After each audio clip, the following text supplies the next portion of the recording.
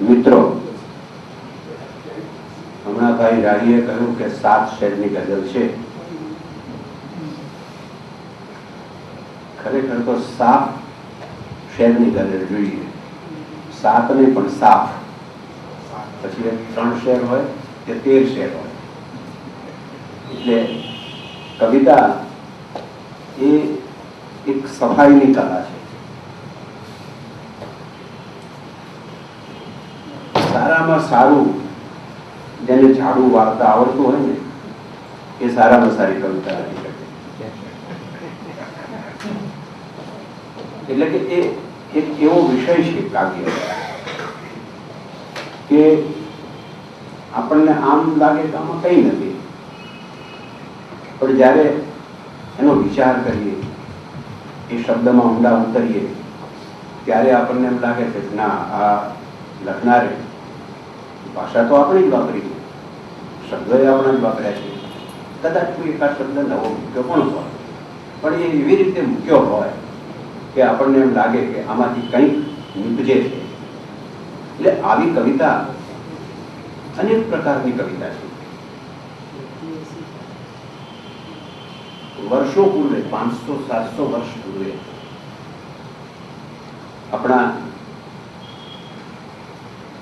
કાવ્યાચાર્યો જે થઈ ગયા, એમણે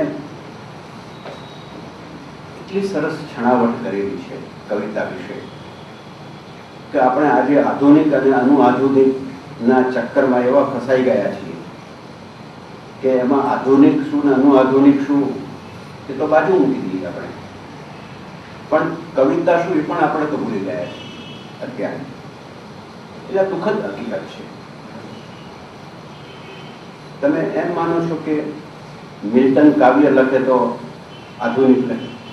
હવે મિલ્ટન જે જમાનામાં જન્મ્યો છે એ જમાનામાં એરોપ્લેન ક્યાંથી લાવવા? એકદમ આ તો બધી જૂની વાતો છે. આપણે માટે જૂની વાતો એમ લાગે કારણ કે બધું ઇતિહાસમાં પસાર થઈ ગયું છે. પણ જે વસ્તુ ઘટી ગઈ છે, એટલે કે જે વસ્તુ બની ગઈ છે, એ ઇતિહાસ બને છે. પણ ઇતિહાસ બને છે એટલે અમર બને છે, નહીતર તો નાશ પામે છે. એટલે કવિતા માટે આપણા આચાર્યોએ શબ્દની શક્તિ પર ભાર મૂક્યો. કવિતા બને છે શેનાથી? ભાષાથી. આપણે ગુજરાતી કવિતાની વાત કરીએ તો ગુજરાતી ભાષા. જગતમાં કેટલી બધી ભાષાઓ છે. હમણાં જ છાપવામાં આવ્યું એક ભાષા જાણનારા માત્ર જગતમાં 2 જ જણા છે. કેટલી બધી ભાષાઓ છે. ભાષા તો બધી મરતી જવાની છે, નવી આવતી જવાની, તો એનો કોઈ પ્રશ્ન નથી. પણ જ્યારે આપણે લખતા હોઈએ છીએ ત્યારે, અથવા જ્યારે સરસ લખાયેલું વાંચતા હોઈએ છીએ ત્યારે આપણને એ શબ્દની શક્તિ શું છે એનો મહિમા પ્રકટ થાય છે. અને એટલે આ શબ્દની કોઈએ આવી સરસ ચર્ચા પશ્ચિમના કાવ્યશાસ્ત્રમાં કરી નથી. પ્લેટો કે એરિસ્ટોટલ એમને પણ કરી નથી. આપણે ત્યાં જે રીતે ઊંડાણથી ચર્ચા થઈ છે અને શબ્દની 3 શક્તિઓ ગણાવી, આપણે તો જાણીએ છીએ: અભિધા, લક્ષણા, વ્યંજના. કેટલાકનું એવું માનવું છે કે આ શક્તિ એ પોઝિટિવ, કમ્પેરેટિવ અને સુપરલેટિવ ડિગ્રી છે. એવું નથી.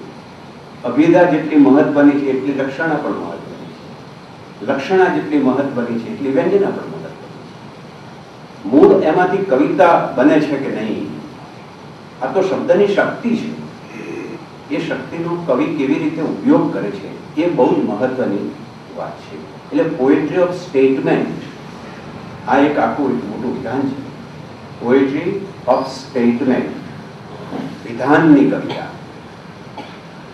કોઈ એક વિધાન તમે કરો તો એ વિધાન તમે એવી રીતે કરો છો કે એમાં સામાન્ય રીતે જે આપણે કહેતા હોઈએ એ કંઈક જુદી રીતે એને કહ્યું હોય. એટલે જે કહેવાની રીત, આ રીત એટલે શબ્દોની ગોઠવણી, બીજું શું? રીત એટલે શબ્દોની ગોઠવણી છે. એ એવી રીતે મૂકે કે તમને એ સાદી વાત હોવા છતાં એ તમને વિચારનો પણ આનંદ આપે, એમાં જે વિચાર મૂક્યો હોય તેનો, અને એ વિચારની રજૂઆતનો પણ આનંદ આપે.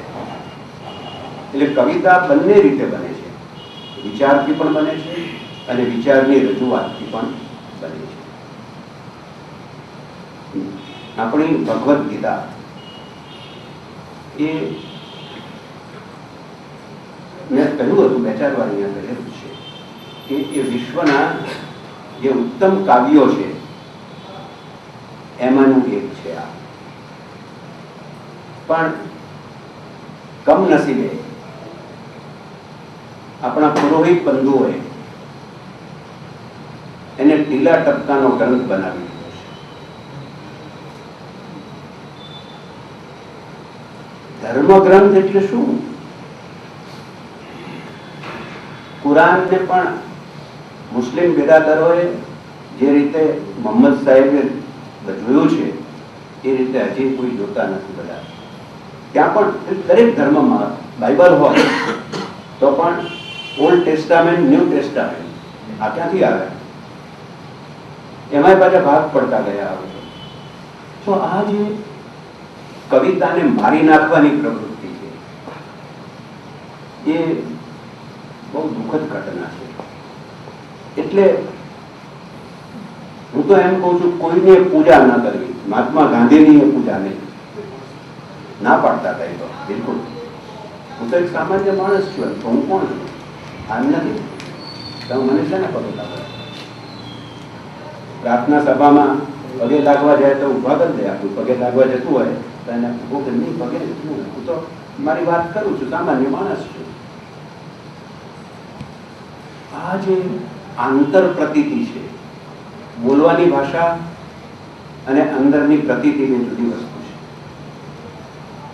જ્યારે અંદરની પ્રતીતિ નથી હોતી અને તમે વિવેક કરો છો ને ત્યારે દંભ થાય છે. કવિતા એ દંભ નથી અને ભગવદ્ ગીતા એ દાંભિક કવિતા નથી. વિધાનો તમે મોટા ભાગ જોશો, તમે 700 શ્લોકો છે. પ્રત્યેક શ્લોકમાંથી કવિતા હોય એવું ન બને, કારણ કે સળંગ બધું વાત આવી હોય. પણ એ જે વિધાનો છે એ વિધાનો એક તો સર્વકાલીન છે. વિધાનો 2 પ્રકારના હોય. જે સમકાલીન કેટલીક બાબતો વિશે વાત કરવી હોય તો આપણે એ પ્રકારે વિધાન કરવું જોઈએ. પણ કેટલીક બાબતો સર્વકાલીન હોય છે. મનુષ્યનું જીવન એ સંજોગ અને સમય પ્રમાણે બદલાતું રહ્યું છે, બદલાતું રહેશે પણ એ જીવનના પણ 2 ભાગ છે. હું આપની સમક્ષ અત્યારે કોટ કરીને ઉભો હોઉં, સંભવ છે ઉનાળો આવે ત્યારે કોટ ના પણ પહેરું, એટલે હું બદલાઈ ગયો.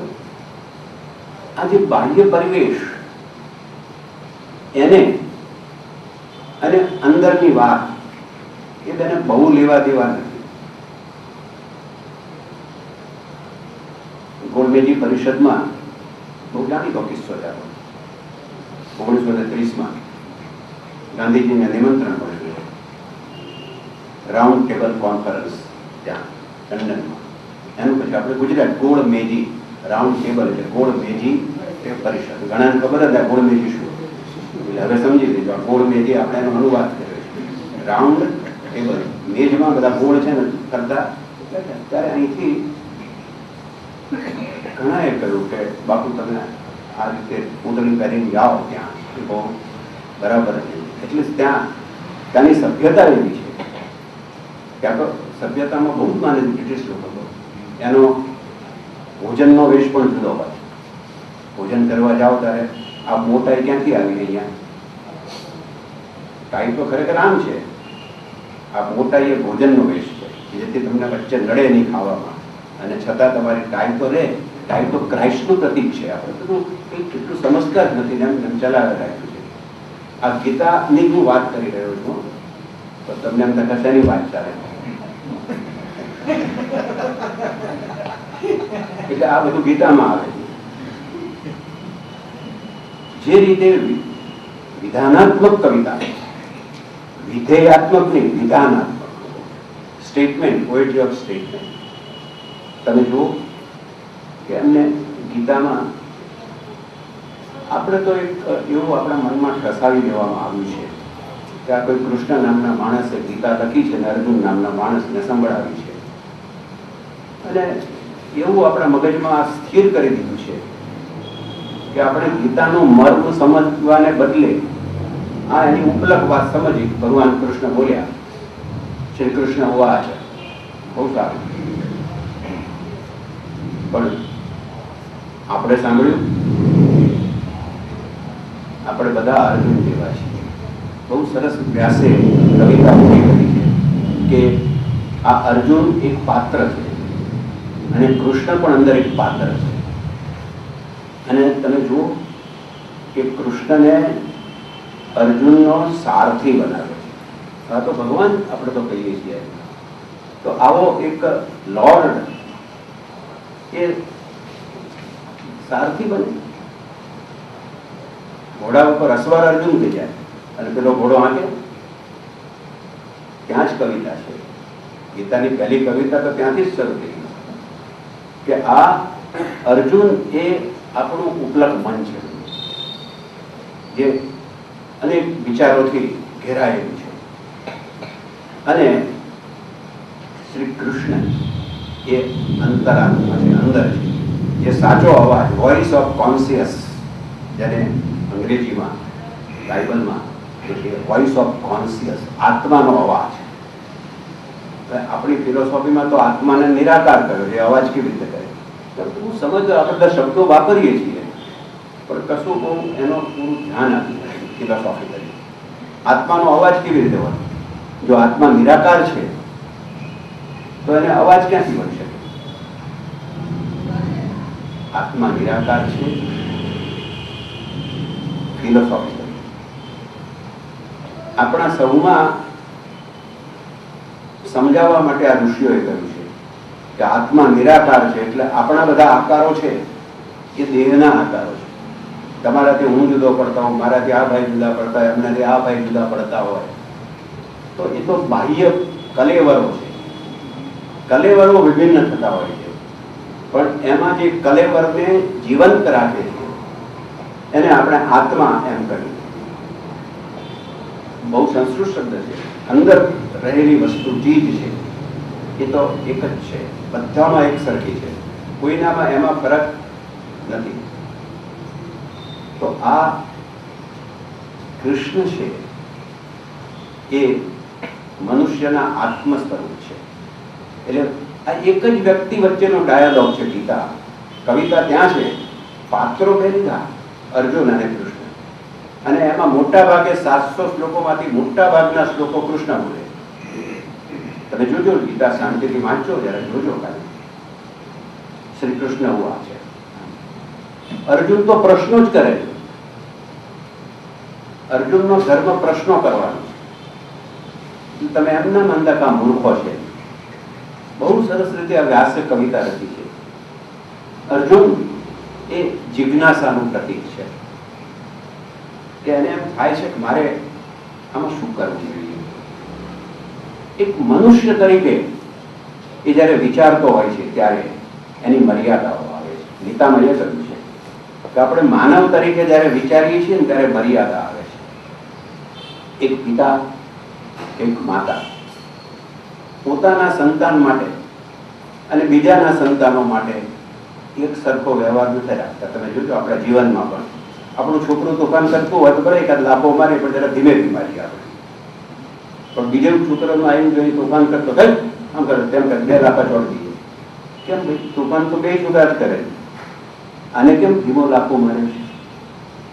તો આ મનુષ્યની અંદર જે ભેદભાવ છે લાગણીના, ગીતામાં આખી વાત એ કરી છે કે માનવ આત્મા પ્રત્યે એક સરખું વલણ ધરાવો, જે ગાંધીજી બરાબર સમજ્યા છે, જે શ્રી અરવિંદ બરાબર સમજ્યા છે.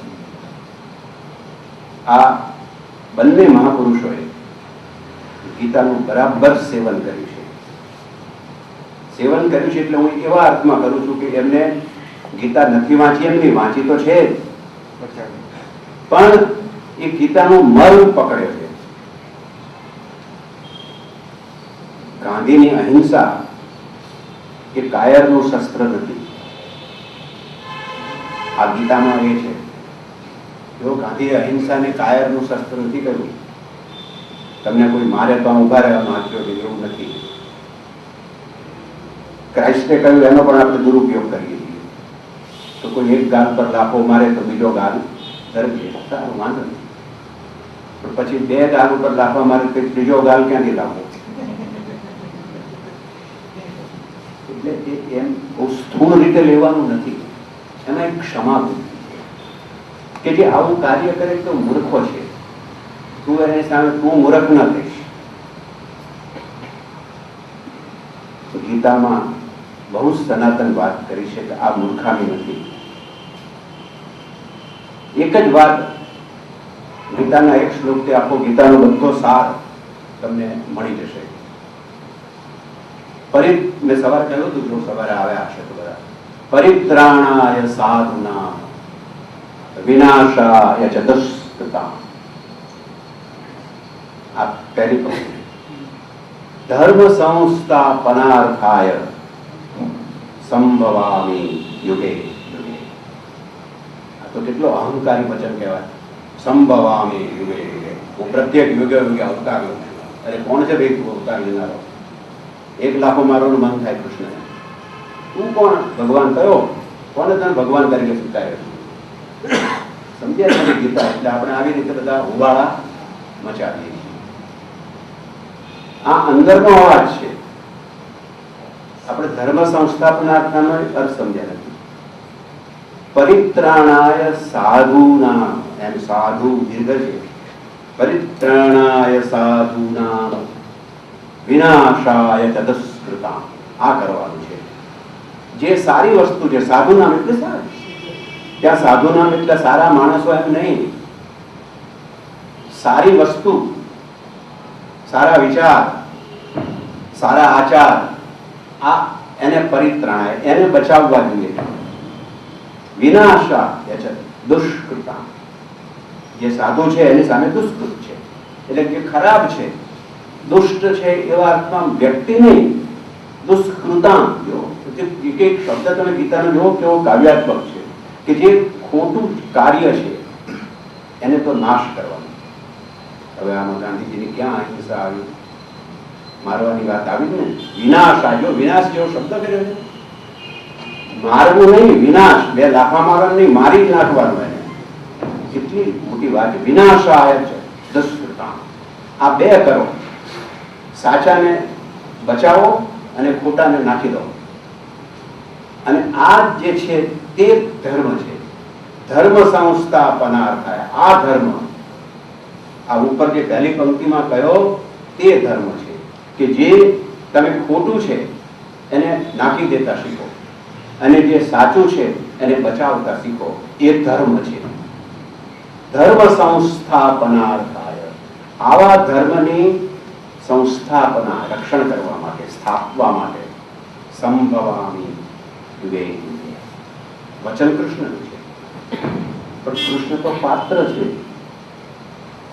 વ્યાસનું વચન છે. આ તો વ્યાસે કૃષ્ણના મુખમાં આ વાણી મૂકી છે. કૃષ્ણ બોલે છે, પણ કૃષ્ણને પાસે બોલાવ્યો કોણે? આ એ તો વ્યાસે બોલાવ્યું છે. સંભવામિ યુગે યુગે. આવો ઉત્તમ માણસ દરેક યુગે યુગે આવે જ છે. કૃષ્ણ આવે છે એમ નથી. કોઈ પણ વસ્તુ જીવનમાં, સમાજમાં, સંસારમાં, રાજ્યમાં જ્યાં જ્યાં કંઈક ખરાબ બનતું હોય છે ત્યારે થોડી રાહ જોવી પડે છે. એને ઉગારનારો આવે છે, એના ઉપર શ્રદ્ધા રાખવા છે. જો શ્રદ્ધાનો ગ્રંથ છે આ. એને કહ્યું સંભવામિ યુગે યુગે. તમે યુગે યુગે અવાય, રોજ રોજ ના આવે કૃષ્ણ. આવો વિરલ પુરુષ આઈન્સ્ટાઈને કહ્યું ને ગાંધીજી વિશે. જગતની જે મહાત્મા ગાંધીજીને મળેલી અંજલિઓ છે એમાંની આઈન્સ્ટાઈનની ઉત્તમોત્તમ અંજલિ છે. નાનામાં નાની અને ઉત્તમોત્તમ અંજલિ છે. જ્યારે ગુજરી ગયા ગાંધીજી ત્યારે આઈન્સ્ટાઈન તો ત્યાં ન્યૂ જર્સીમાં હતા. એમને સંદેશો મોકલે છે. ભવિષ્યની પેઢી કદી સ્વીકારશે નહીં કે માનશે નહીં કે આવો હાડ ચામનો એક માણસ પૃથ્વી ઉપર વિચર્યો હતો. આ તો વિજ્ઞાની છે. આઈન્સ્ટાઈન તો મોટો વિજ્ઞાની છે આ યુગનો, પણ એને કેટલો વિચાર કર્યો છે. એટલે કે ગાંધી મહત્વનો નથી. આપણે પછી ગાંધીને પકડી લીધા, એના બાવલા કરો, એને તિલક કરો, એનું આ કરો. અરે ગાંધીને આવે ને ખરેખર તો હું તો એમ કહું, ગાંધી પોતે જ પોતાના બાવલા તોડી નાખતો. બાવલાનો માણસ જ નથી. એટલે કોઈ વિચાર એ મૂર્તતા કરવાની વસ્તુ નથી. વિચાર એ આચારની વસ્તુ છે. અને ગીતામાં જે વાત કરી છે એ આ વાત કરી છે કે જો આચાર ન હોય તો આ બધું જ નકામું છે. અને આચાર એટલે જ કર્મ. કર્મ એટલે શું? આપણે તો કર્મનો સિદ્ધાંત એમ કહીએ છીએ. શું પણ કર્મનો સિદ્ધાંત એટલે પછી આપણે એમ કે કર્મનો સિદ્ધાંત ખોટું કરો તો એનું ખોટું પરિણામ આવે તો બરાબર છે. હું ખરાબ વસ્તુ ખાઉં તો પછી મને તબિયત બગડે. આ કર્મનો સિદ્ધાંત જ છે ને. કર્મ એટલે તમે શું કરી રહ્યા છો અને એનું પરિણામ તમે જે કરો છો એને અધીન છે. તમારી તાકાત 4 રોટલી ખાવાની હોય, માની લો આપણે દાખલો, તમને કોઈ આગ્રહ કરે ને આગ્રહ કરે ના ના હું ના ચાલે ના ચાલે. સૌરાષ્ટ્રમાં બહુ આવું ચાલતું પહેલા, હવે હું શું થયું ના એને ઉભર મોડા મૂકો. પછી એક જણો મૂકે તો વાંધો નહીં, 5 જણા આવ્યા ના અમારો કોળીઓ હતો. એટલે પણ તારો કોળીઓ નહીં પણ મારો કોળીઓ થઈ જશે એનું શું? આ પરાણે તમારા ખાવ માંદા પડે છે માણસો. તમે જુઓ તો આ જે સ્થિતિ છે ને માણસને માંદા પાડનારી સ્થિતિ, એ અતિરેકની છે. ગીતામાં આના ઉપર સંયમ છે. એટલે ગીતા સંયમનો ગ્રંથ છે કે તમે તમારી દરેક પ્રવૃત્તિમાં સંયમિત બનો. કોઈ પણ પ્રવૃત્તિ સંયમ વિહીન એ નુકસાનકારક છે. સારી વસ્તુનો પણ સંયમ જોઈએ, ખરાબ વસ્તુનો તો સંયમ જોઈએ. અને ખરાબ વસ્તુનો ત્યાગ એ અનિવાર્ય છે. પણ એ ત્યાગ અનિવાર્ય છે બરાબર છે, પણ એનો અર્થ એમ નથી કે જરૂર પડે ત્યારે એ વસ્તુ ન કરવી. અહિંસા પરમો ધર્મ બહુ સારી વાત છે. એટલે અહિંસા પરમો ધર્મ, એની પાછળનું રહસ્ય તો મનુષ્ય પ્રેમ છે. વ્યક્તિ વ્યક્તિ વચ્ચેનો પ્રેમ એ મોટી વાત છે અને એ સાચી વાત છે. જીવન જો આ ટકતો હોય સંસાર, તો જેમ પતિ પત્ની, સંતાનો, મા બાપ, એમની વચ્ચે કેવો એક પ્રેમ હોય છે અને તો પરિવાર સરસ રીતે થતો હોય છે. અને જો આમાં શંકાઓ આવે તો એકબીજાની ગોળીઓ મારી ઉડાડી દેતા હોય, જે આપણે વાંચીએ છીએ છાપામાં. આ એ પરિવાર છે, ઉડાડી દીધો એ પરિવાર જ છે. અને જે સરસ રીતે ગાડું ખેંચે છે એ પરિવાર છે. તો આ વાત આખી ગીતામાં જીવનની વિધેયાત્મક હકારાત્મક ફિલોસોફી એ ગીતાનો સાર છે. ગીતા કોઈ નકારાત્મક વલણ કહેતી નથી. અર્જુન એ એટલી ઊંચી હદે પહોંચેલો માણસ નથી, આપણા જેવો માણસ છે. અને એટલે એને જે કંઈ થાય છે એ વ્યાસે એ રીતે મૂક્યું છે કે અર્જુનને પ્રતીક બનાવ્યો છે. આપણે બધા અર્જુન જેવા છીએ. કેટલો મોટો માણસ આંખ વીધી નાખે ચકલીની. ચકલી તો શું એની આંખને જ બરાબર તાકીને કરી શકે. આટલો જે લક્ષ્યભેદી માણસ એ પણ જયારે કરવા જેવો હોય ત્યારે લક્ષ્ય ચૂકી જાય છે. એટલે કેટલી આખી વાત ફિલોસોફિકલી એને કરી છે. એટલે કે જે કર્મ તમારે કરવાનું છે એ કર્મ ક્યારેક ધર્મ સંસ્થાપનાર્થાન, આ ધર્મ સંસ્થાપના સંસ્થા નથી હો. ધર્મ એ કોઈ સંસ્થા નથી. સંસ્થાપના ક્રિયાપદ છે, આપણે સમજવું પડે. આ ધર્મને સ્થાપવા માટે તમારે આ કરવું પડે. શું કરવું પડે? વિનાશાય ચ દુષ્કૃતામ, ખરાબ વસ્તુનો નાશ પણ કરવાની તમારામાં તાકાત જોઈએ. આ વાત એનો સાર છે. અને આખી વાત અર્જુનને બહુ જ પ્રતિકાત્મક રીતે વ્યાસે, ગીતા એ પ્રતિકાત્મક કાવ્ય છે અને સરસ રીતે એમણે આ વ્યાસે વાત મૂકી છે કે અર્જુનની જે અવઢવ છે એ કર્મહીન થવાની અવઢવ છે. આમ તો આવું મારાથી કરાય, હવે આટલો મોટો તારે ચકલીની આંખ લીધા, કેમ ચકલીએ શું ગુનો કર્યો? જો બહુ ઊંડો વિચાર કરો તો તારે પેલી કન્યાને પરણવા માટે ચકલીની આંખ લીધવાની હતી, અને તારો સ્વાર્થ હતો છે ને. પ્રસંગ તો યાદ છે ને બધા બધા હું જે કહું છું માછી સોરી. બટ એ જે વિદ્વાનું છે એ શાને માટે વિદ્વાનું છે કે એને પ્રાપ્ત કરવું છે, એને માટે આ લક્ષ્ય એનું છે. તો એ હિંસા તો કરે જ છે. આ એના મનમાં આ હિંસાનો ભાવ એ વખતે નથી આવ્યો, પણ જ્યારે ધર્મ સંસ્થાપનાર્થ કરવું, ધર્મ યુદ્ધ કરવાનું. અને ધર્મ યુદ્ધ કેવો શબ્દ વાપર્યો? ધર્મ અને યુદ્ધ એ કેવી રીતે બની શકે? પણ એ બને છે. ધર્મ યુદ્ધ એટલે સદાચાર અને દુરાચાર, આ બે વચ્ચેનો સંઘર્ષ, એ ધર્મ યુદ્ધ છે. The war of duty. તમારી ફરજ શું છે? એક હેડમાસ્ટર હોય નિશાળમાં, તો એની ફરજ તો બધા જ છોકરા સમાન હોય એવી હોવી જોઈએ. એને કોઈ લાડકો અને કોઈ આવો એવો ના હોય. એટલે એનો અર્થ એવો નથી કે છોકરાઓ એને અમુક ગમે છે અમુક નથી ગમતા, નહીં. એની ફરજ તો એ જે સ્થાન પર છે ત્યાં એની ફરજ એને નિભાવવી જ પડે. એનો છોકરો મોડો આવ્યો તો એનો દંડ કરવો પડે. પ્રિન્સિપાલ હોય અને એક નિયમ કર્યો કે આપણે દંડ કરવો મોડા આવે એનો, તો એ દંડ કરી. ધારો કે એનો જ છોકરો મોડો આવ્યો તો કૃષ્ણ કહે કે દંડ કરવો પડે. ત્યાં પેલો પ્રિન્સિપાલ અર્જુન થાય તો ન ચાલે, તારે કરવું જ પડે. આ એટલે કર્મ, આખો ગીતાનો મોટો સાર હોય તો એ કર્મ છે. કર્મ કેવું કરો? ત્રણ મુદ્દા છે એમાં ગીતામાં.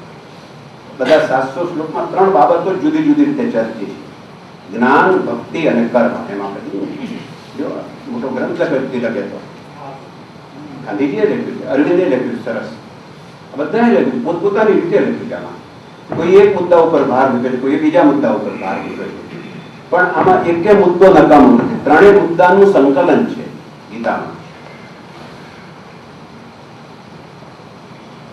કયા ત્રણ મુદ્દા? ધર્મ માટે કયા ત્રણ મુદ્દા? જ્ઞાન, ભક્તિ અને કર્મ. આમાં સૌથી અગત્યનું કર્મ છે, કર્મયોગ. કર્મયોગ આખો કયો ગીતામાં શબ્દ વાપરે છે, કર્મયોગ. જેમ આપણે પ્રાણાયામ માટે યોગ કરીએ છીએ એમ કર્મ માટે પણ યોગ કરવો પડે. આ કર્મયોગ એટલે શું? સાચા કર્મની પસંદગી કરવાની. અને આ સાચા કર્મની પસંદગી જ્ઞાનથી થાય, અજ્ઞાનથી નહીં. અર્જુનમાં એ જ્ઞાનનો હજી અભાવ છે. ક્યાંથી આ ગીતા શરૂ થાય છે? જો તારે લડવું જ નતું તો ગયો શું કામ? રથ લઈને બે સેનાની વચ્ચે કર. તું માને છે કે મારા, તને ખબર નથી કે આ કૌરવો તારા સગા છે?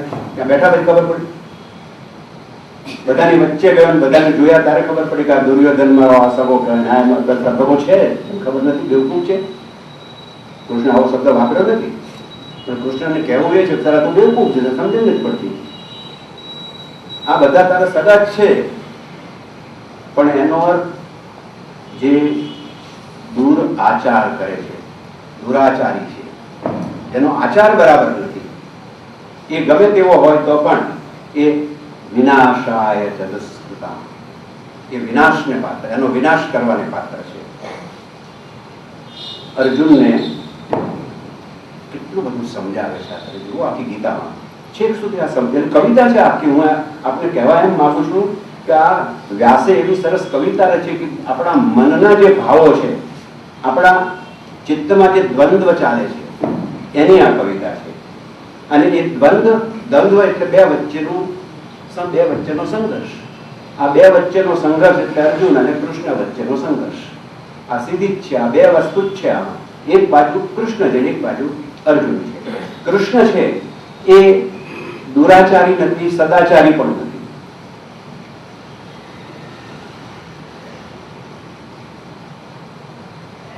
16,000 અને કેટલું બધું એને મોટું લશ્કર હતું કૃષ્ણ.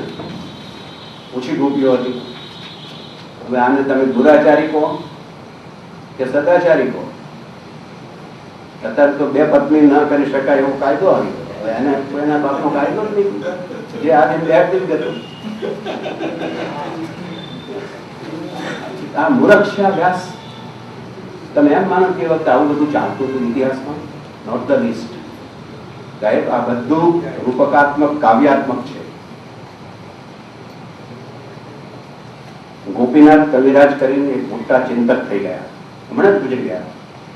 10 વર્ષ પહેલા ત્યાં બનારસ બાજુ હતા. ગોપીનાથ બહુ અભ્યાસી માણસ હતા. એમને આ વસ્તુ સરસ રીતે સમજાવી છે. કૃષ્ણની, કર્મની, જ્ઞાનની, આ 16,000 ને 108 બધું જે છે એ સમજાવ્યું છે સરસ રીતે કે આ શું છે. તો જે ગીતામાં કહ્યું છે આ છે કે આ 16,000 ને આ બધું મોટું લશ્કર છે ને, એ તો આપણને વળગેલી બધી માયા છે. આટલું બધું આપણને ઘેરી વળ્યું છે. 16,000 શું 16 લાખ પણ હોઈ શકે. એ બધું આપણને ઘેરીને પડ્યું છે. અને એની સાથેની આપણી આ જીવન લીલા છે. આપણે જે જીવન જીવીએ છીએ એ આ બધાની સાથે જ જીવીએ છીએ. તો એ શું છે? તો જુઓ, મહાભારતમાં બધા શબ્દ આવે, કુંજ લીલા. આ શબ્દ આપણે વાપરે, વૈષ્ણવો તો ખાસ વાપરે છે કે જેમને આ ખબર જ નથી કુંજ લીલા શું છે. શબ્દની ખબર છે. કુંજ લીલા, કૃષ્ણ જે લીલા કરતો 16,108 જોડે, એ રિલીફ રોડ ઉપર નતો કરતો. એ કુંજ લીલા, કુંજમાં જાય જ્યાં બીજા જોતા ન હોય. બહુ સરસ રીતે આખું ગોઠવેલું છે આ આખું કાવ્ય. પછી કૃષ્ણ તો એક એવું પાત્ર છે સાહેબ, અદભુત પાત્ર સર્જેલું છે.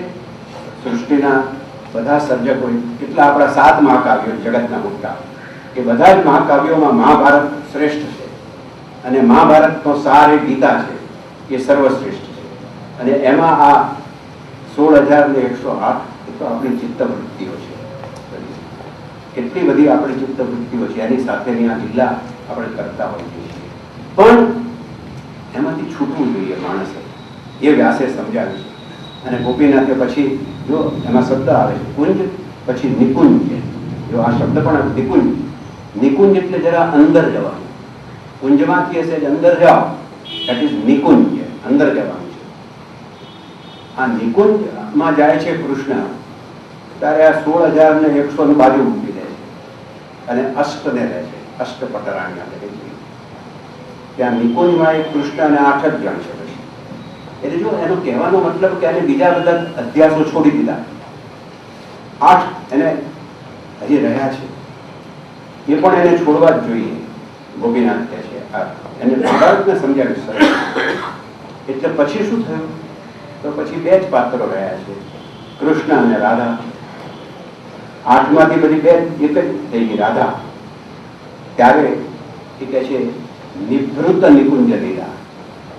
3 શબ્દો વાપર્યા: કુંજ લીલા, નિકુંજ લીલા, નિભૃત નિકુંજ લીલા. નિભૃત એટલે ઇનર મોસ્ટ, છેક અંદર.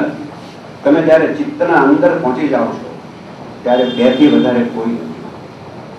આ રાધાનું પાત્ર મહાભારતમાં નથી આવતું સાહેબ. આપણે રાધા એ કૃષ્ણ, રાધા એ કૃષ્ણ કયા જ કરીએ છીએ. કોઈ કૃષ્ણ રાધાને મળે જ નહીં. એ તો ભાગવતમાં, રાધાનું પાત્ર તો ભાગવતમાં ઉમેરાયું છે, મૂળ મહાભારતમાં નથી. પણ એ પ્રેમની વાત જે છે, જે અદ્વૈતની વાત છે, રાધા અને કૃષ્ણ વચ્ચે અદ્વૈત છે, 2 લિંગ વચ્ચેનું અદ્વૈત છે. એ સમજાવવા માટે ભાગવતકારે રાધાનું પાત્ર સર્જ્યું છે. અને એ રીતે આ 2 એક છે, દ્વંદ્વ નથી. ભલે 2 હોય, પણ રાધા અને કૃષ્ણ એ 2 હોવા છતાં એક છે, આ કર્મ છે. કર્મને ઘણા અધ્યાસો વળગેલા છે. આ 16,108 અધ્યાસો આ કર્મને વળગેલા છે.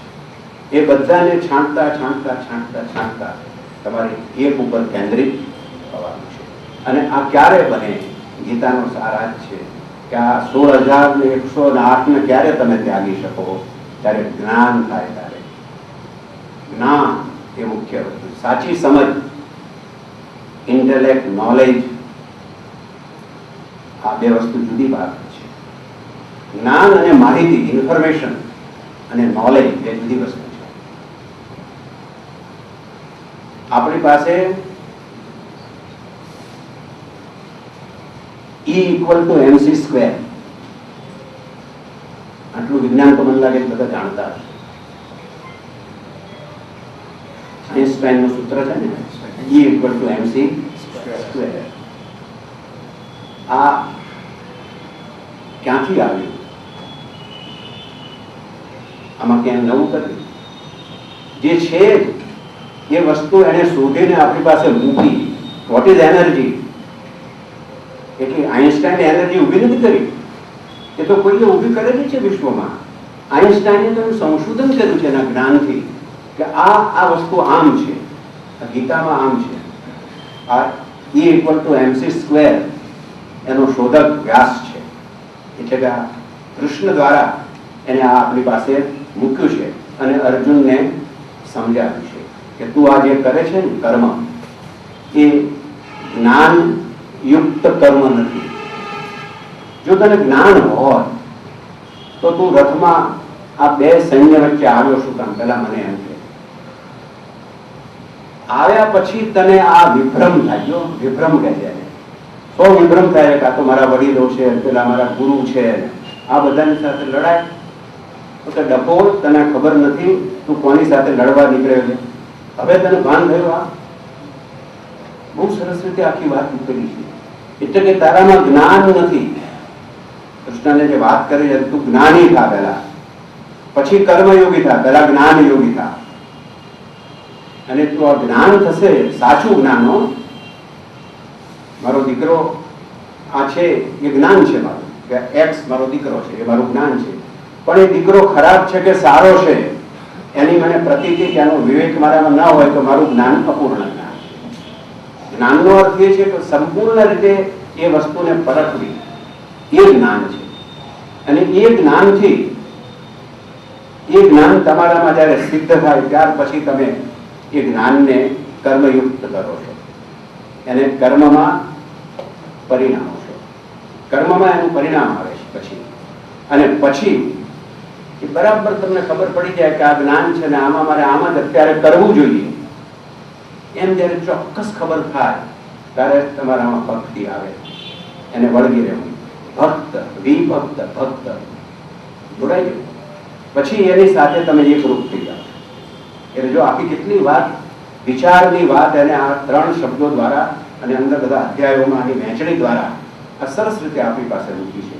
એ કર્મનો સિદ્ધાંત એ ગીતામાં બહુ જ મહત્વનો સિદ્ધાંત છે. આજે થોડીક વાત આપણે એના વિશે કરવા માંગીએ છીએ.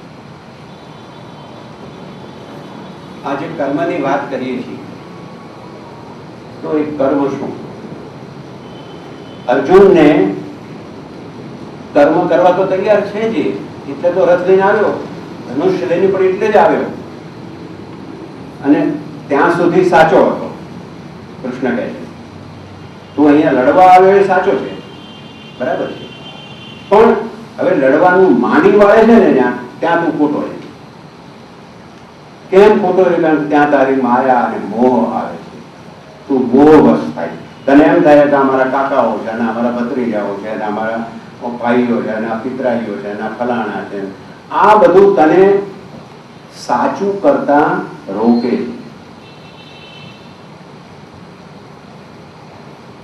કસ્તુરબા તો ગાંધીજીના અર્ધાંગીની હતા ને, છતાંય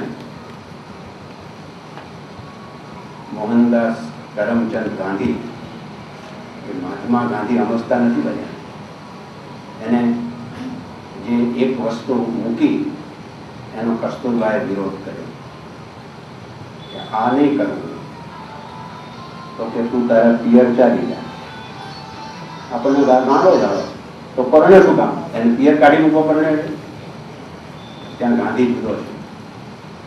ત્યાં એ કોઈ જે અર્જુનમાં જે આ લિપ્તતા હતી એ લિપ્તતા છોડી દેવાની વાત છે, અને એટલા માટે અર્જુન લિપ્ત થયો છે, અને લિપ્ત થયો છે એટલે ચલિત થયો છે. આ ચલિત થયેલો અર્જુન ને સમજાવવા માટે એ કર્મ શું છે એ વાત પહેલી કૃષ્ણ એને સમજાવે છે કે આ કર્મ શું. તો કર્મ યોગ એને કર્યો છે. તો ભક્તિ યોગ, જ્ઞાન યોગ, કર્મ યોગ એમ બધાને યોગ શબ્દ વાપરે છે. યોગ એટલે જોડાવું, બીજું કંઈ નથી. તો કર્મની સાથે બરાબર જોડાઈ જાય. જ્યારે જે કર્મ કરવા જેવું હોય ત્યારે તે કર્મને રોકાય નહીં. એ કર્મ જેમ દેહના ધર્મોની માગણી છે અમુક કર્મો કરવાની, તેમ આપણે દેહ કર્મ કરે છે. એમ જ્ઞાનયુક્ત પરિસ્થિતિથી જ્યાં જ્યારે જેવું વર્તવું હોય એવું આપણને વર્તતા આવડવું જોઈએ. હવે એને માટે તમે જુઓ, 3જા અધ્યાયમાં શ્લોક આવે છે, 5મો. હું આપની પાસે એ પહેલા રજૂ કરું.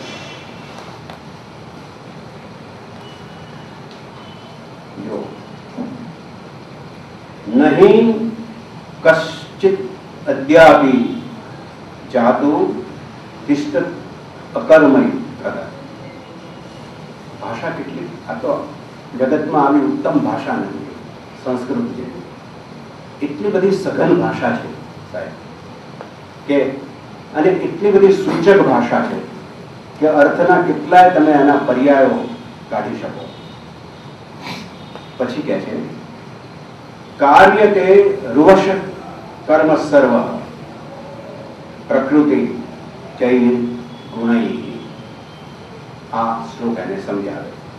આ તો મેં સંસ્કૃતમાં વાંચ્યો છું, એનું ગુજરાતી જોઈએ શું કહેવા માંગે છે. એ શું કહે છે, ખરેખર કોઈ પણ માણસ નહીં, કદી નહીં, નહીં એટલે કોઈ દિવસ નહીં, કોણ કશ્ચિત અપી કોઈ પણ દિવસ, ખરેખર કોઈ પણ માણસ કદાપી એટલે કોઈ પણ દિવસ, કદા અપી ક્યારેય પણ શું કરતો નથી, કદી ક્ષમા પાત્ર પણ કર્મ કર્યા વગર રહી શકતો નથી. તમે ઊંઘમાં કર્મ કરો છો ને પડખું બદલો છો ને, કોણ તમને કહે પડખું બદલવાનું? કર્મ એ તો એ તમને ખબર નથી પડતી, કરવું જ પડે ભાઈ. તારી સાથે સંકળાયેલી ચીજ છે. જ્યાં સુધી તારામાં ચેતના છે ત્યાં સુધી કર્મનો ત્યાગ નહીં થઈ શકે. એટલે એ કહે છે કે ક્ષમા પાત્ર સોરી એક ક્ષણ માત્ર, કિંચિત અપી ક્ષણ માત્ર પણ તું કર્મ કર્યા વગર કોઈ રહી શકતું નથી. હું અત્યારે બોલું છું, મારો આકામ આમ થાય છે, કોણ મને અંદર કહે તું આકામ કર, એટલું સાહજિક રીતે આપણે બધું થઈ જતું હોય છે. એટલે આ સહજ કર્મ છે. કોઈ પણ વ્યક્તિ, આ કૃષ્ણ કહે છે અર્જુનને, કોઈ કર્મ કર્યા વગર રહી શકતું નથી. કર્મ તો એને કરવું જ પડે છે, એ ઈચ્છે કે ન ઈચ્છે તો પણ. કેમ કે હવે એનું કારણ આપે, બધું લોજિક છે બધું, કે આ કર્મ કેમ કરે છે માણસ, કર્યા વગર રહી કેમ નથી શકતો? કેમ કે આખા મનુષ્ય સમુદાયને કર્મ સર્વ કાર્યતે, આ સર્વ એટલે સમુદાય, સર્વ આખો બધાને માટે, આ આખા મનુષ્ય સમાજને માટે શું છે? પ્રકૃતિ ગુણૈ. આ પ્રકૃતિજન્ય ગુણ છે. કુદરતે એમ નહીં, પ્રકૃતિ એટલે આપણો નેચર અંદર છે. પ્રકૃતિએ આ મનુષ્યમાં કર્મશીલતા મૂકેલી છે. કર્મશીલ થવું જ પડે. અર્જુન દલીલ કરે તો હું ધનુષ મૂકી દઉં, એ પણ કર્મ જ છે ને. બાણ ચડાવી અને મારું એ જો કર્મ હોય તો બાણ ઉતારીને મૂકી દઉં એ પણ કર્મ તો થયું જ ને. અર્જુન બુદ્ધિશાળી છે. જો આ બહુ સરસ રીતે વાતો છે, આ બધી દલીલો છે, બધી દલીલો છે. એટલે મનુષ્ય એક જ માત્ર છે, આપણી અંદર જ અર્જુન અને કૃષ્ણ છે. એ આ ગીતાકારને એટલે કે વ્યાસને સમજાવવાનો છે. અંદરનો આપણો એક ભાગ એવો છે કે જે જ્યારે જેવું અનુકૂળ હોય એવી દલીલો કર્યા કરે. કૃષ્ણ એવો છે કે નિરપેક્ષ દલીલો કરે છે કે નહીં, તું અત્યારે લડવા આવ્યો છે તો કર્મ કરવા તો આવ્યો જ છે, અને તું તૈયાર થઈને આવ્યો ત્યારે પણ તને ખબર છે કે તું કોની સામે લડવાનો છે. તો હવે બહુ સમજાવે છે. આ 18 અધ્યાય સમજતા થયા, 10 અધ્યાય સુધી સમજાવે. વિચાર તો કરો. તમે એમ માનો છો કે આ રણ મેદાનમાં કૃષ્ણ આ બધું અર્જુનને સમજાવવા બેઠા છે? આ તો કવિતા છે. આ કદું કે કુરુક્ષેત્રમાં જન્મ્યું, ભારતમાં ઉત્તરમાં જે કુરુક્ષેત્ર છે, આ કુરુક્ષેત્રમાં આ બધું થયું છે એમ માનવાની જરૂર નથી. આ તો કવિતા છે. એટલે યુદ્ધના મેદાનમાં થઈ છે એમ નહીં, પણ યુદ્ધના મેદાનમાં જે અર્જુનની માનસિક સ્થિતિ છે એ આ ગીતામાં આખી વાત રજૂ કરેલી છે. અને પછી 10 અધ્યાય એટલે કે એને અધ્યાય પાડ્યા છે વિષય પ્રમાણે સમજાવટના. અર્જુનને જુદી જુદી રીતે સમજાવવા માટે 10 વાર પ્રયત્નો કર્યા. એમ પણ 10 અધ્યાય જુદી જુદી રીતે સમજાય. ગીતા લડવું જોઈએ. અર્જુન માનતો નથી, કારણ કે એનામાં મોહ છે.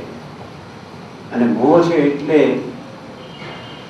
જ્યારે માણસને મોહ હોય ને ત્યારે સામે દુરાચાર હોય ને એ પણ એને દેખાય અને નિર્મોહી થાય માણસ. ત્યારે જ બુદ્ધ યશોધરાનો ત્યાગ કરે. એ નિર્દય નથી. બહુ સમજવા જેવી આખી ઘટનાઓ છે આ બધી જીવનની. બુદ્ધ નિર્દયી માણસ નથી. સિદ્ધ અર્થ છે, સિદ્ધાર્થ છે, જેને જીવનનો અર્થ સમજવા માટે નીકળ્યો છે સમાજમાં. જીવન શું છે એ સમજવા માટે. આટલું તો રાજવી છે, એમ બધું છોડી દીધું. યશોધરાને છોડી દે ને, શું છે? કારણ કે એને પછી કશું રહેતું નથી એની પાસે, શૂન્ય છે. અને એને સમજવા માટે આ ગીતામાં પણ આ જ છે કે આ કૃષ્ણ એને કહે છે તું આ શૂન્યકાશમાં આવી જા, આ બધું તું છોડી દે તો તને સમજાશે કે તારે શું કરવું છે. 10 અધ્યાય એટલે 10 રીતે એને સમજાવે છે. તારે આમ લડવાનું માંડી ન હોય. હજી અર્જુન કૃષ્ણને ઓળખ્યા નથી. બહુ સરસ ગીતામાં આ વાત કરે, વ્યાસે કરી કે આ અર્જુન જાણે છે કે આ કૃષ્ણ છે, પણ કૃષ્ણ કોણ છે એ પ્રતિભાની એને ખબર નથી હતી. કારણ કે તો જોડે રમેલો બધાની સાથે. ચિંતા તો છે હવે આ રાજાનો છોકરો છે, શું હવે આમાં શું છે? ત્યારે વ્યાસને થાય છે કે આને સમજાવવું પડે કૃષ્ણ કોણ છે. કૃષ્ણ એને કહે છે કે ભાઈ તું સમજ, આ જગતનું તું વિરાટ છે, એ જગત નાનું નથી, તને સમજણ પડતી નથી, તું સમજ જરા. તો હું તો મને સમજણ નથી પડતી. એ કૃષ્ણ, એ તો કૃષ્ણ જ કહે મને સમજણ નથી, તમે કહો આ શું વિરાટ છે? ત્યારે 11મો અધ્યાય મોટી કવિતા છે ગીતામાં અને વિશ્વ કવિતામાં. 11મો અધ્યાય વિરાટ ઉત્તર એ મોટી કવિતા છે. કવિતા છે, બકરીના મોઢામાંથી સાપ નીકળે. જો જે વર્ણન કર્યું અંદર આમ સાપ ઉભરા ઉપર નીકળતા એવું કે વિરાટ કૃષ્ણ પોતાનું વિરાટ રૂપ પ્રગટ કરે છે ત્યાં. મહાન હું કોણ છું? તું મને સારથી માને છે? સારથી એટલે હું તારા આત્માને દોરનારો છું. ભાન છે તારે, તું બીજી બાજુ જઈ રહ્યો છે. હવે તને ભાન ના હોય તો તું સમજ કે હું કોણ છું. અને ત્યારે એ પોતાની વિરાટતા પ્રગટ કરે છે. વિરાટતા એટલે ત્યાં દૈહિક વિરાટતા નથી. આ કવિતા છે, વૈચારિક વિરાટતા છે બધી આખી. તો કેટલા બધા એના વિચારો વિરાટ છે એને સમજાવું છે. અને આખો અધ્યાય 11મો આવે પછી અર્જુનને ખબર પડે છે કે આ કોણ છે. એટલે 12મા અધ્યાયથી પછી ચેન્જ આવવા માંડે છે. બહુ સરસ રીતે જો સાયકોલોજીનો ગ્રંથ છે આખો. એટલે મનુષ્યની માનસિકતાને કેવી રીતે સરસ કરવી અને સરખી કરવી એનો આ ગ્રંથ છે. એટલે જે જગતના સાયકોલોજીસ્ટો છે ને ઉત્તમ, એને પણ આનો અભ્યાસ કર્યો છે કે કઈ સાયકોલોજી ત્યાં ચાલે છે બધું. આ તો આ અર્જુનની સાયકોલોજી સુધાર કરે છે. કૃષ્ણે. અને 11 અધ્યાયમાં એને બતાવ્યા પછી અર્જુનમાં થોડું પરિવર્તન આવે છે. વિચાર કરતો ના કંઈક આ માણસમાં કંઈક લાગે છે ખરું. પછી ખબર પડી કે આ કૃષ્ણ કોણ છે. અને પછી આગળ જતા જતા જતા 18મા અધ્યાય સુધી પહોંચે છે ત્યાં. અને ત્યારે કર્મ કરવા માટે ધીમે ધીમે અર્જુન તૈયાર થાય છે. એટલે એને જ્ઞાન આપ્યું પેલા. જો હવે હું તને જે કર્મ કરવા માટે કહું છું કે આ દરેકને કર્મ કરવું જ પડે છે, તો આ શું છે? જો મારે કર્મ કરવું પડે ને તને સમજાવવા માટે, વિરાટ બતાવવું પડે ને, એમ કે છે આ કર્મ મારે કરવું પડે છે, તો તું કોણ નહીં કર્મ કરનાર?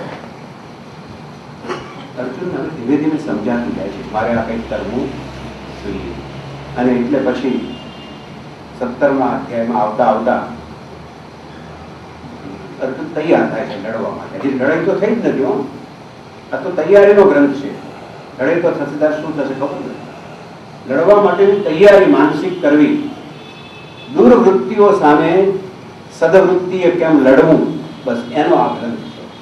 અને આમ પરાણે પરાણે બહુ જ સમજાવીને અર્જુનને સાચા રાહ પર લાવ્યા છે. ત્યારે પછી અર્જુનને સમજાયું કે આ માણસ કંઈક જુદી જાતનો છે. આ મારો સારથી ભલે હોય, પણ સારથીનો અર્થ જ એવો છે કે સાચી દિશામાં ડ્રાઇવિંગ કરીને વાહન લઈ જાય. ખોટું જે રિવરફ્રન્ટમાં પટકાવી ના દે એવો ડ્રાઈવર મળે હોય તો મુશ્કેલી થઈ જાય. આ તો ડ્રાઈવર જોઈએ તો કેટલી સરસ રીતે વ્યાસે ગોઠવ્યું છે કે આ ડ્રાઈવર છે, જીવનને હાંકનારો છે, જીવનની નૌકા એને હાંકનારો માણસ છે. એ એને અથડાવનારો નથી. ત્યારે અર્જુનને ખ્યાલ આવ્યો હવે કર્મ કરવા તૈયાર છે. એટલે એને જો સમજાવવું પડે, આપણે આપણા આત્માને કર્મ કરવા માટે પણ સજ્જ કરવો પડે છે. એટલે એનો આ ગ્રંથ છે. એટલા માટે કર્મ યોગ છે.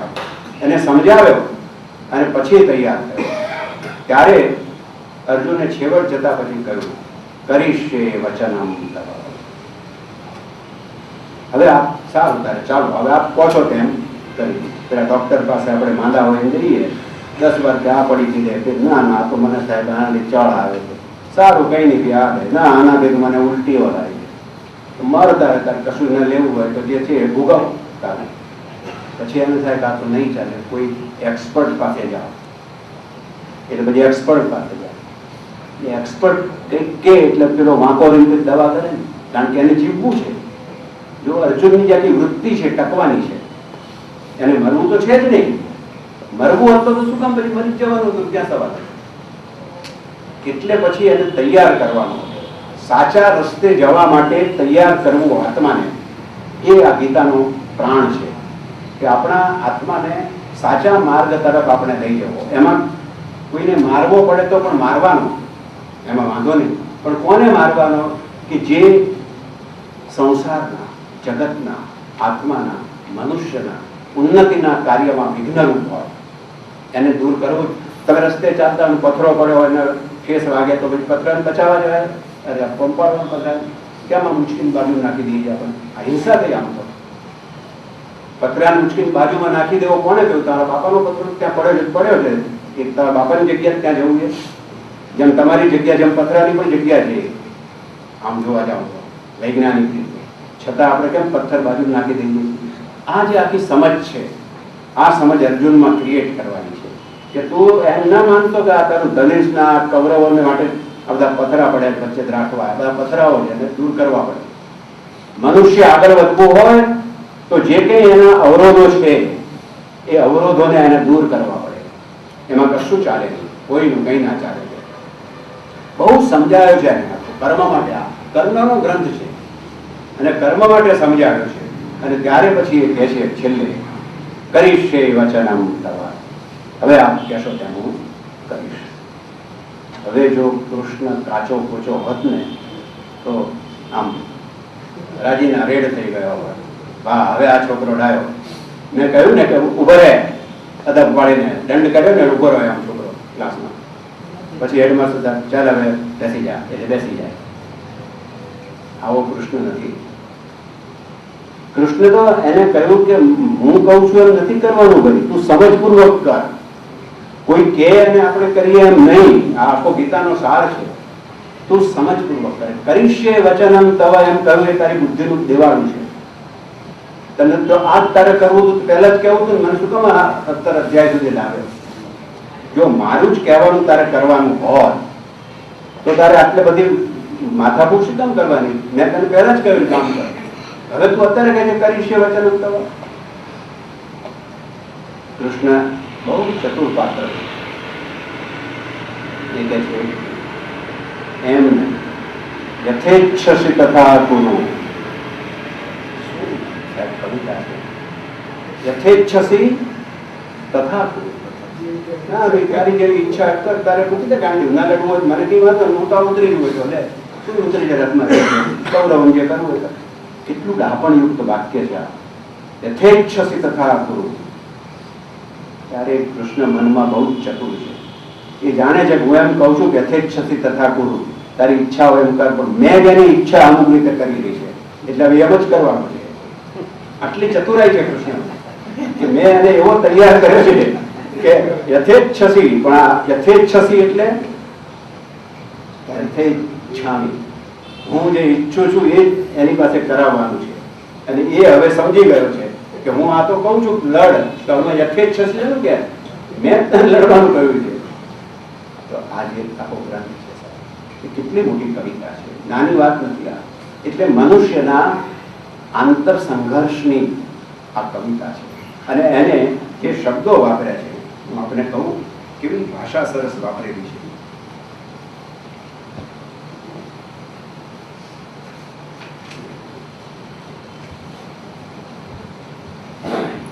ત્રીજા અધ્યાયનો એટલે 8મો શ્લોક આવે છે.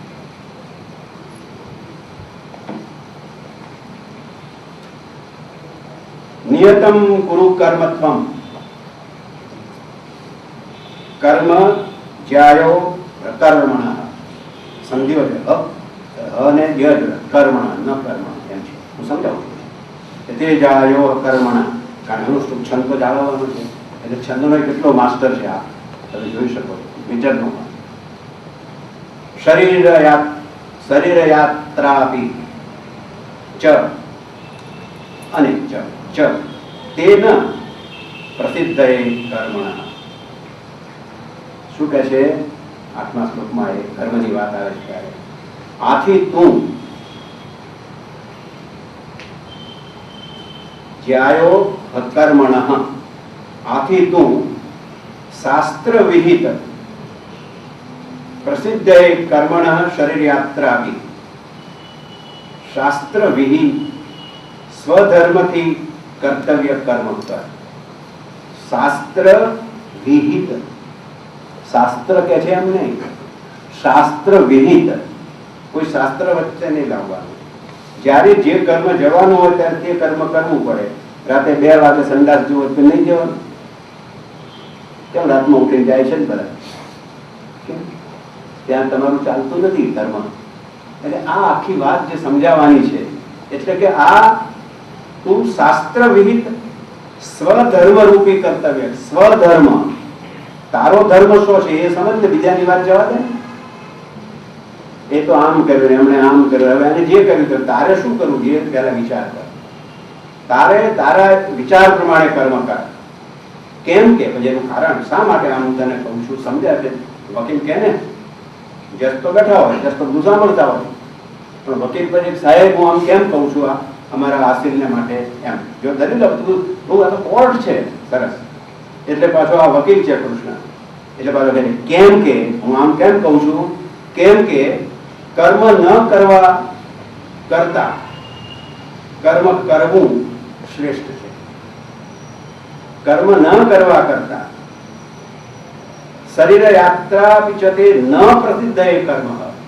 જો કર્મ ન કરવું એના કરતા તો કંઈ પણ કર્મ કરવું એ શ્રેષ્ઠ છે. કર્મ વિહીનતા એ મૃત્યુ છે. કર્મ તો કરવું જ પડશે જીવન છે ત્યાં સુધી. તેમજ કર્મ ન કરવાથી ચ એટલે તેમજ તે ન પ્રસિદ્ધ. જો તું ન કરે કર્મ ધારો કે તું નથી કરતો તો શું થાય છે?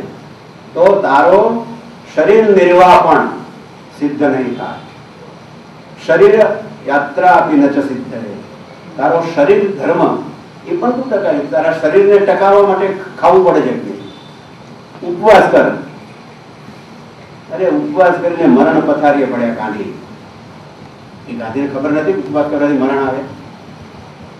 ખબર છે એમને, પણ કે ભલે મરવું પડે તો મરીશ, પણ હું આવું નહીં થાય ત્યાં નહીં જમવું. તો આ જે ઉપવાસની થિયરી છે ને, એ આરોગ્યની થિયરી. બે રીતે ઉપવાસ, એક આપણા શરીરના આરોગ્ય માટે અને બીજું સમાજના આરોગ્ય માટે. ગાંધી જે ઉપવાસ કરતા એ સમાજના આરોગ્ય માટે કરતા હતા, પ્રજાના આરોગ્ય માટે. જે પ્રજા રુગ્ણ બની છે એને સુધારવા માટે મારે ઉપવાસ કરવા પડતા. કૃષ્ણ એ જ કહેવું અહીંયા આગળ. તો કેટલી ગીતા ગાંધીએ પચાવી છે. તો આ એ કહે છે કે નહીં, તું આમ નહીં, તારો શરીરનો ધર્મ છે, તું કર્મ નહીં કરવાની વાત કેમ કરી શકે? જ્યારે તારું શરીર તને જે કહે એ તારે કરવું જ પડે. એથી વિરુદ્ધ તું થોડો વાર જઈ શકે છે, પણ કાયમ માટે તું વિરુદ્ધ જઈ શકીશ નહીં. અને કેવો શબ્દ વાપર્યો? નિયતમ કુરુ કર્મ. જો આ નિયતમ શબ્દ પણ સમજવા જેવો. આ નિયતમનો એક અર્થ નથી સાહેબ. નિયતમ કુરુ કર્મ તમ કર્મ જાયો અકર્મણ. આ નિયતમ શું? નિયતમના અર્થ ત્રણ અર્થ છે. નિયતમ એટલે નિશ્ચિત, નક્કી કરે, એટલે એક અર્થ છે. પણ નિયતમનો પાછો સંસ્કૃતમાં બીજો અર્થ થાય છે.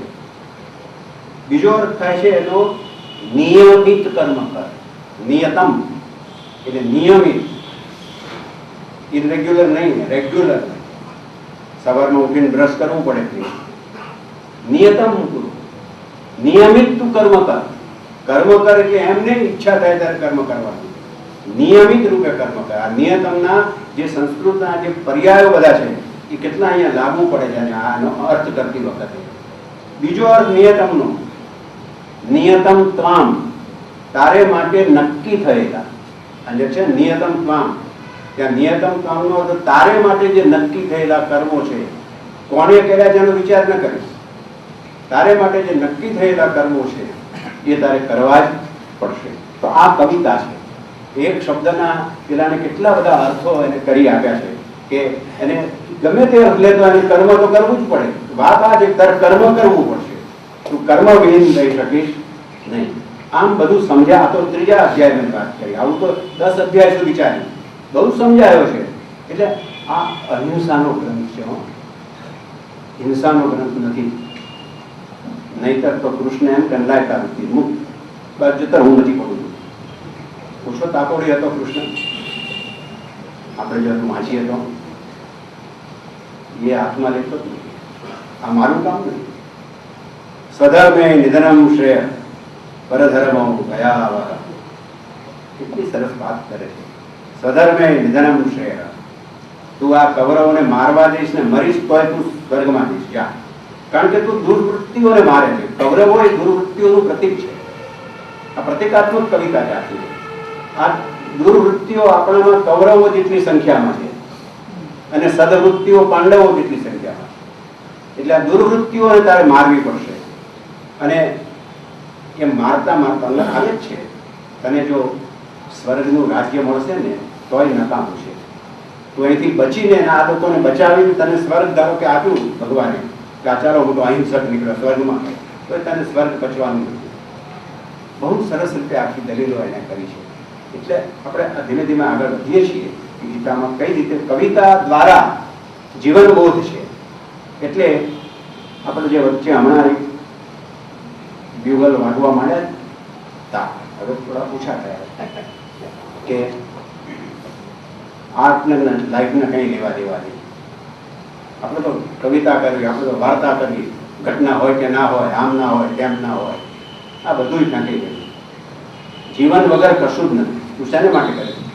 આપણે નથી સમજતા.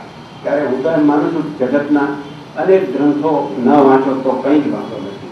એટલી ગીતા વાંચી અને તો બરાબર સમજીએ. વાંચીએ એટલે માત્ર વાંચી નહીં, એને જીવનમાં ઉતારીએ સમજપૂર્વક, તો આપણું જીવન ધન્ય થઈ જાય.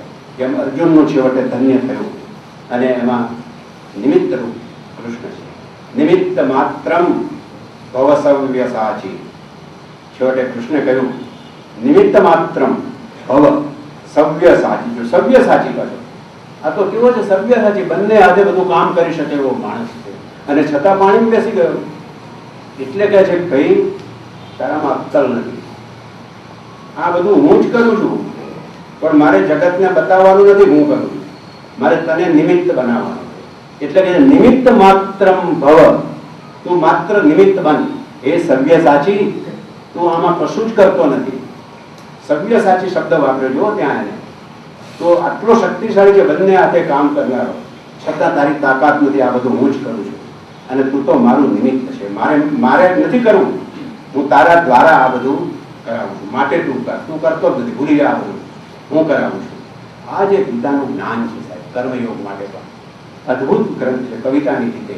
આ શબ્દો કવિતા શું એ આપણે આ વાંચીએ ત્યારે ખબર પડે કે એના જે સ્ટેટમેન્ટ્સ છે, વિધાનો, નિયતમ કર્મ કુરુ, તો આ નિયતમના જે અર્થો કર્યા જુદા જુદા, ત્યાં એ કવિતા આવીને ઊભી રહે છે. એટલે એના જે સ્ટેટમેન્ટ્સ છે બધા એ પણ કાવ્યાત્મક છે. એની ભાષા, એનો છંદોલય, એ એટલો સરસ રીતે શબ્દો બધા ગોઠવેલા છે. તમે જુઓ તો તમને એની ખબર પડે.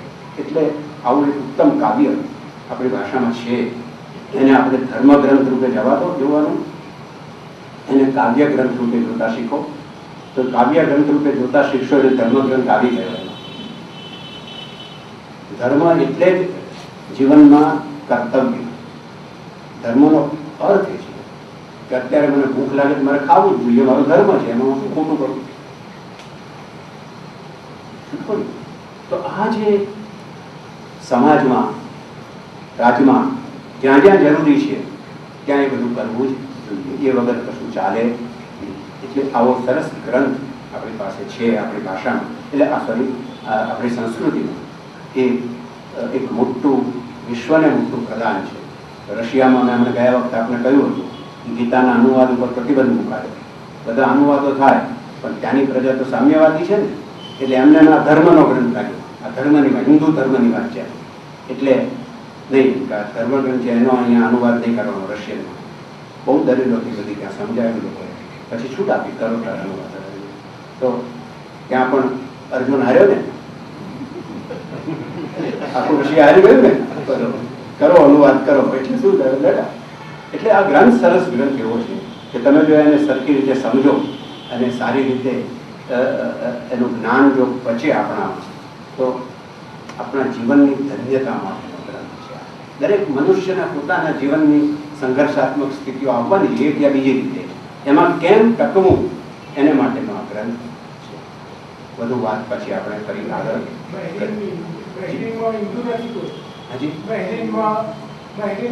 હા હા નથી ચાલે છે. એટલે હું શું કહું છું કે આમાં હિન્દુ મુસ્લિમ છે જ નહીં. આ કોઈ મેં આપણે કહ્યું ને ધર્મ ગ્રંથ એટલે it is not a book of religion. ધર્મ કે રિલિજિયન નહીં, ત્યાં ડ્યુટી. તમારી ડ્યુટી શું છે, કયા ક્ષણે તમારે શું કરવું, એ ધર્મ છે. તો એ ધર્મ પ્રમાણે તમે ચાલો તો તમારું જીવન એ સુધરી જશે. એટલે જીવન સુધારણા માટેનો આ ગ્રંથ છે ખરેખર. એટલે કાવ્ય છે. ફરી પાછું આગળ આપણે હા તો બરાબર છે. ભગવાન એ શબ્દ તો એનો આપણે વ્યુત્પત્તિ સમજવી પડે ને. ભગવાન શું છે? ભગવાન ગમે તે ભગવાન હોઈ શકે.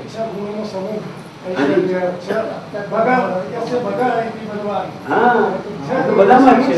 હા બધા જ છે ભગવાન. બધા જ ભગવાન છે. આમ ભગવાન એ તો એ અર્થમાં કહ્યું છે કે તું હજી ભગવાન નથી થયો, તારે ભગવાન થવાનું છે. એટલે શ્રી ભગવાન ઉવાચ. પણ ભગવાન એટલે કે જે આવો સમજદાર છે એ વ્યક્તિ, તું એવો નથી, તારે ભગવાન થવાનું છે. એટલે ગીતામાં પ્રત્યેક મનુષ્યને ભગવાન કરવાના પ્રયત્નો છે. એ વાત બહુ જ મહત્વની એમાં બની રહે છે. ફરી આપણે આગળ વાત કરી આપણે અનુકૂળતા પાછા કરતા રહીશું. અને એ રીતે આપણે આની કવિતાનો આનંદ, એના જ્ઞાન સાથે એની કવિતાનો આનંદ આપણે અહીંયા આગળ માણીશું. Thank you all.